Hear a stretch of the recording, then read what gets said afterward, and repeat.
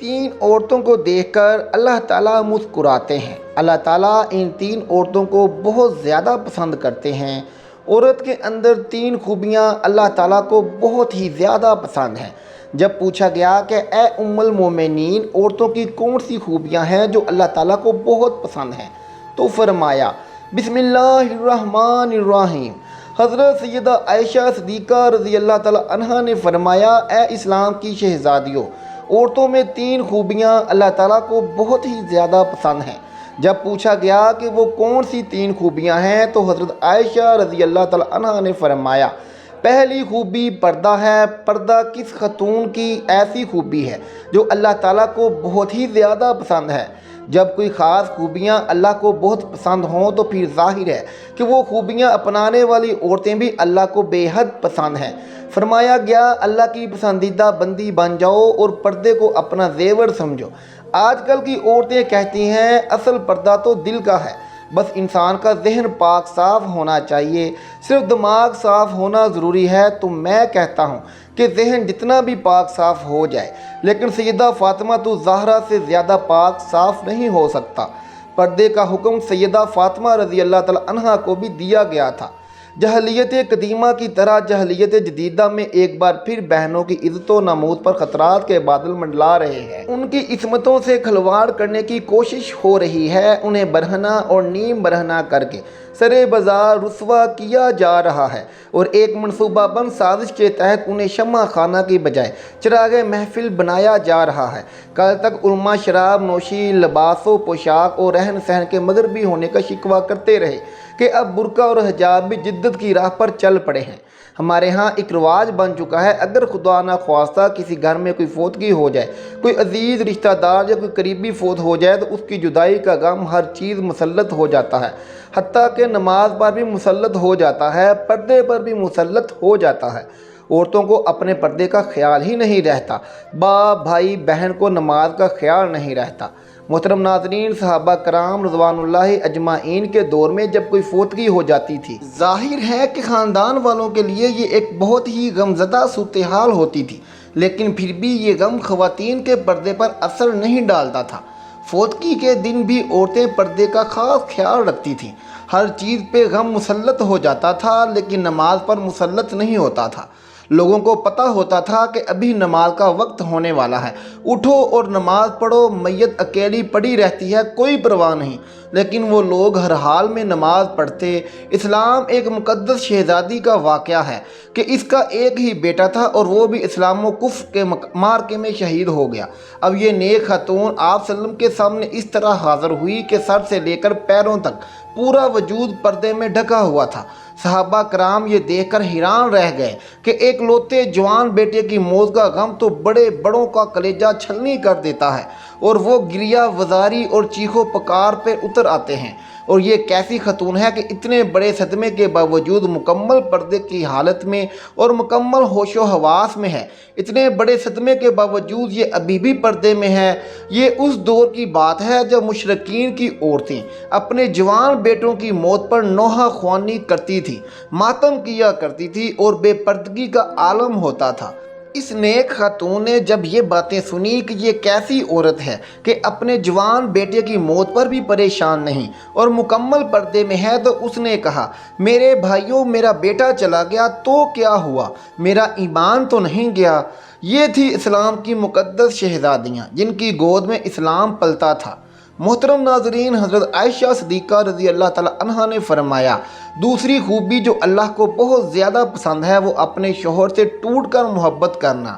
اب ایک عورت نکاح کے ذریعے سے اللہ اور رسول اللہ صلی اللہ علیہ وآلہ وسلم کی رضا کے لیے اپنا آپ ایک اجنبی مرد کے حوالے کر دیتی ہے جسے وہ جانتی تک نہیں، اسے پہچانتی نہیں، اس کی طبیعت کا پتہ نہیں، اس کے مزاج کا پتہ نہیں کہ وہ کس طرح کا انسان ہے، پھر بھی نکاح کے ذریعے سے وہ اپنے آپ کو اللہ اور رسول صلی اللہ علیہ وآلہ وسلم کی رضا کی خاطر ایک اجنبی مرد کے حوالے کر دیتی ہے۔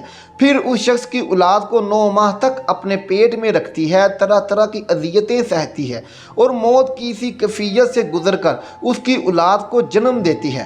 मौत की सी अजियत से आने के बाद बच्चा पैदा होता है। फिर जब बच्चा पैदा हो जाता है तो एक माँ अपनी फ़िक्र बिल्कुल तर्क कर देती है, अपना आप भूल जाती है और उस बच्चे की तरबियत में मसरूफ़ हो जाती है। यही सोच उसके जहन में होती है कि जब ये बच्चा बड़ा होकर अच्छी खिदमत सर अंजाम देगा तो कोई ये नहीं कहेगा कि उसकी माँ ने उसकी तरबियत अच्छी नहीं की। लेकिन फिर होता यूँ है कि जब वो बच्चा बड़े होकर अच्छे काम करता है और अच्छी खिदमत सर अंजाम देता है तो सभी उसके बाप की तारीफ़ करते हैं। कोई ये नहीं कहता कि फ़लाँ औरत ने उसकी माँ ने उसकी अच्छी तरबियत की है, जिस वजह से ये बड़ा इंसान बना है। तो कई साल तक जब वो हमारे बच्चों की परवरिश में लग जाती है और अपना आप बिल्कुल भूल जाती है तो उसके चेहरे पर झुर्रियाँ नमोदार होने लग जाती हैं। फिर ऐसी औरत को कई शोहर ये कहकर ठुकरा देते हैं कि औरत मर्द के पाँव की जूती होती है, वो जब चाहे जूती को तब्दील कर सकता है। एक बुज़ुर्ग और नेक इंसान की महफिल में लोग बैठे हुए थे। वहाँ ये बात चल रही थी कि एक मर्द कह रहा था, क्या औरत मर्द की जूती होती है? मर्द को जहाँ भी अपने मुनासिब साइज़ की जूती नज़र आए तो वो बदल ले। वहाँ पर बैठे एक शख्स ने इसे अल्लाह वाले बुज़ुर्ग इंसान की जानब रुख किया और उनसे दरियाफ्त किया कि हज़रत क्या ये शख्स ठीक कह रहा है? तो बुज़ुर्ग फरमाने लगे कि अपनी सोच के मुताबिक बिल्कुल ठीक कह रहा है, और वाकई औरत मर्द के पैरों की जूती होती है जो खुद को पाँव की मांड समझता है। फरमाने लगे, जो खुद को पाँव जैसा तस्वुर करता है वो अपनी बीवी को पाँव की जूती ही समझता है। यही औरत सर का ताज भी हो सकती है, लेकिन सिर्फ उस मर्द के लिए जो खुद को बादशाह की मानद समझता है। जब एक औरत एक ऐसे शख्स के लिए अपनी ज़िंदगी कुर्बान कर देती है जिसके वो निकाह में आ जाती है, उसकी खिदमत गुजारी करती है, बच्चे पैदा करती है, उसके बच्चों की तरबियत के दौरान उसके चेहरे पर झुर्रियों के निशान नमोदार हो जाते हैं।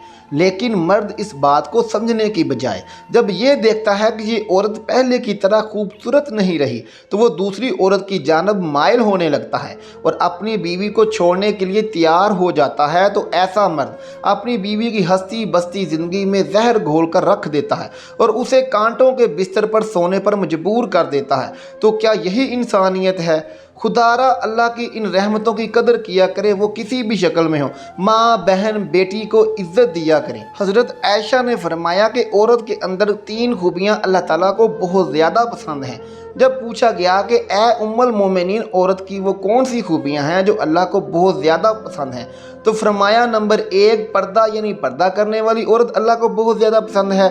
नंबर 2 शोहर से टूट कर मोहब्बत करना, यानी शोहर से बेइंतहा मोहब्बत करने वाली औरत भी अल्लाह को बहुत पसंद है। नंबर 3 अल्लाह के हजूर झुकने वाली औरत, नमाज पढ़ने वाली औरत, क़याम रुकू और सजूद करने वाली औरत। आजकल की औरत कहती है जी बच्चे ज़्यादा हैं इसलिए नमाज पढ़ने का वक्त ही नहीं मिलता, अल्लाह के हजूर झुकने का वक्त ही नहीं मिलता। तो ए इस्लाम की मुकद्दस शहज़ादियों, आइए सैयदा फ़ातिमा के बाबरकत घराने की बात करते हैं।